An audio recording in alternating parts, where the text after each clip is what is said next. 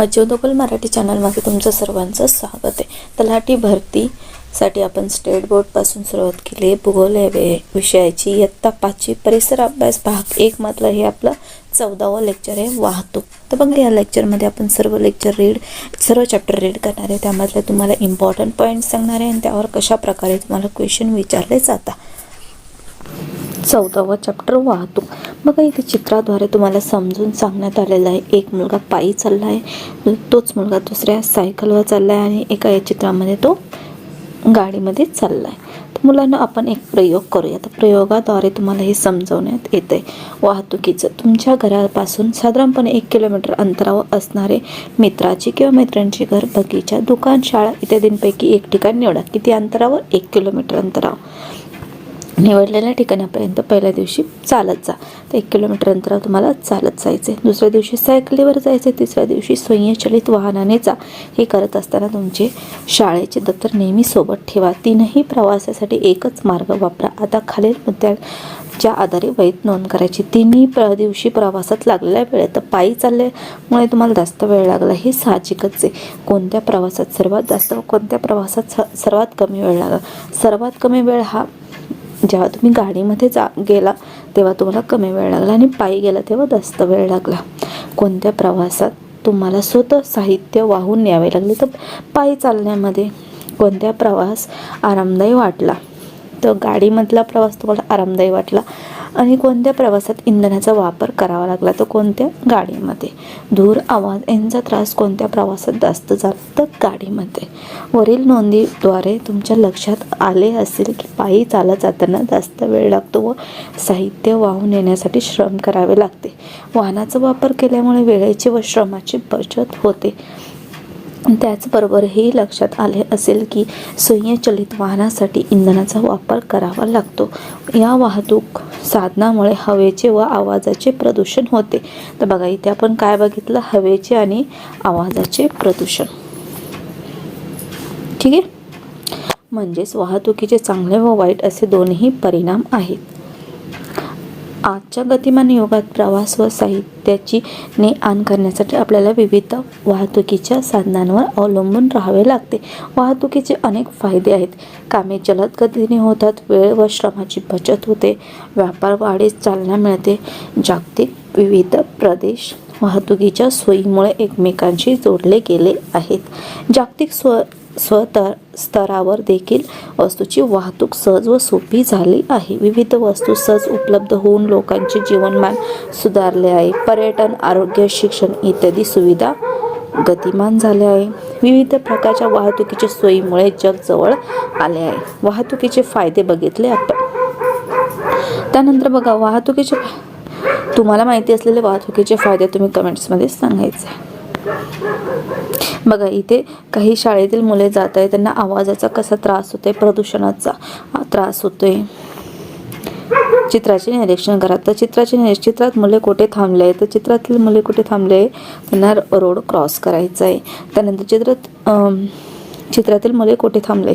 ते कशासाठी थांबले? त्यांना रोड क्रॉस करायचा आहे। चित्रातील मुले काय करत आहे? तर त्यांना आवाजाचा त्रास होतोय। बघा त्यांना कशामुळे त्रास होतोय?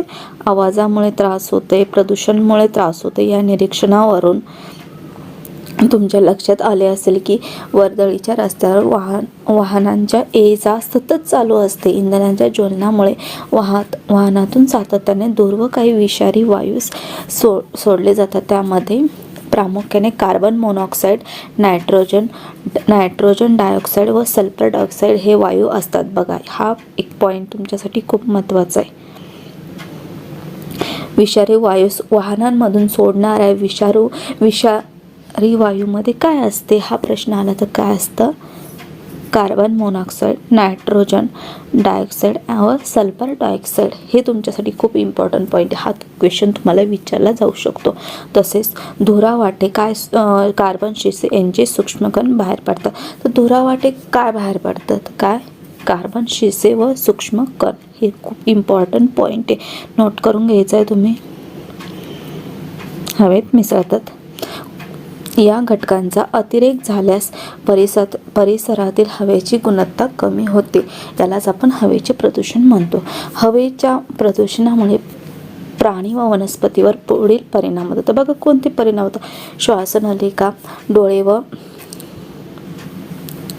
प्राणी व वनस्पतींवर. ठीक आहे. श्वासनलिका, डोळे व फुफ्फुसांचे विकार होतात. उदाहरणार्थ डोळे जळजळणे. इथे चित्रातच बघितले आपण त्या मुलाची. झाडांची पाने करपतात व गळतात. कोंब, अंकुर जळतात. झाडांची वाढ व विकास खुंटते. वन प्रदेशातील वाहनांची वर्दळ वाढल्यास तेथील प्राणी व वनस्पती यांच्या अधिवासास बाधा पोहोचते. या प्रदेशातील वन्यजीव स्थलांतरित होऊ लागते. तर वन्यजीव काय होतात, स्थलांतर करतात. वाहनांच्या सततच्या आवाजाने मोठ्या प्रमाणावर गोंगाट होतो. त्यामुळे अस्वस्थ, चिडचिड होणे, डोके दुखणे, लक्षणं लागणे, मनोविकार इत्यादी परिणाम होतात. सतत आवाजात आपण जेव्हा असतो तेव्हा आपल्याला हे परिणाम जाणवतं. वाहतुकीची कोंडी झाल्यास त्या परिसरात हवेचे व आवाजाचे प्रदूषण वाढते. वाहनांच्या अपघातामुळे जखमी होणे, मृत्यू होणे व वाहनांचे नुकसान होणे हे प्रकार घडतात.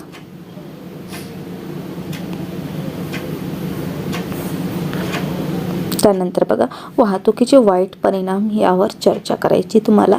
यावरून आपले असे लक्षात येते की जवळच्या अंतरासाठी पायी जाणे व थोड्या दूरवर जाण्यासाठी सायकल वापरणे अशा सवयी आपण लावून घेतल्या पाहिजेत. त्यामुळे स्वयंचलित वाहनांचा वापर टाळून प्रदूषण टाळता येते. इतर वेळी सार्वजनिक व खासगी वाहनांचा वापर आवश्यकतेनुसार केल्यास वेळ व श्रम यांची बचत होते. बघा आता 4 जण आहे, त्यांना एकाच ठिकाणी जायचं असेल तर त्यांनी 4 गाड्या काढण्यापेक्षा एकाच खाजगी वाहनातून गेलं तर काय होणार आहे, प्रदूषण कमी होणार आहे. अशा रीते वाहतुकीच्या वाईट परिणामांची तीव्रता आपण कमी करू शकतो. याशिवाय प्रदूषण कमी करण्यासाठी उपाय: कमी प्रदूषण करणाऱ्या इंधनाचा वापर करणे, वेळेच्या वेळी वाहनांची देखभाल व दुरुस्ती करणे, शक्यतो सार्वजनिक वाहनांचा वापर करणे, आवश्यक तेथे खाजगी वाहनांचा वापर करणे. बघा वाहतुकीच्या प्रदूषणावर उपाय यावर वर्गात तुम्हाला CNG चा पेट्रोल पंप दाखवला आहे. नेहमी लक्षात ठेवा आपले पर्यावरण संवेदनशील असते. त्यामुळे पर्यावरणाचा प्रदूषणाचा विघातक परिणाम होतात. ते आपल्यासह सर्व सजीवांसाठी हानिकारक असतात. प्रदूषण टाळणे अत्यावश्यक आहे. आजच्या आधुनिक युगात आपण इंधनावर चालणारी वाहने, जहाजे व विमाने वापरत आहोत. यापूर्वी वापरात असलेल्या जहाजे अशा प्रकारची यंत्रावर चालत नसे. ही जहाजे वाऱ्याच्या वेगाने वापर करून चालवली जात असे. त्यांना शिडाची गलबत किंवा जहाज म्हणत. त्या काळात या जहाजांचा वापर केला जाई. इथं चित्रात तुम्हाला दाखवले. तर इथे तुम्हाला सायकल वापराचे विविध फायदे सांगितले. शारीरिक व्यायाम होतो, वाहनांची गर्दी होत नाही, पैशाची बचत होते, छोट्या जागेत ठेवता येते, वेळेची बचत होते, स्वावलंबन, प्रदूषण होत नाही, थोड्या प्रमाणात सामान वाहून नेता येते. हे काय झाले तुमचे सायकल वापरायचे फायदे. काय करावे बरे? बघा आपण काय शिकलो.